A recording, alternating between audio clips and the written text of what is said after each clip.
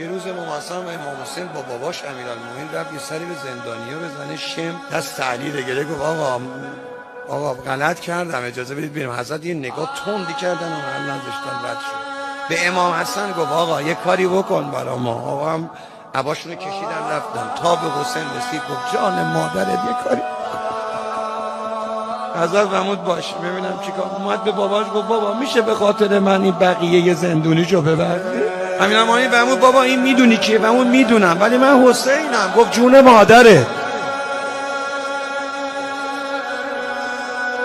وقتی داشت زنجیرها رو ابی عبدالله باز میکرد چمه میگفت حسین جبران میکن. آقا جبران میکن. آقا یادم نمیره. شمر جبران کرد. چی جوری؟ با جفت اومد و سینه حسین با خنجر برهنه. نمیشه باورم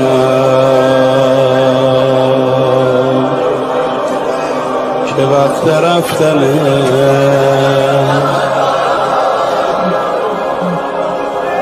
تموم این سفر بارش رو شونه منه.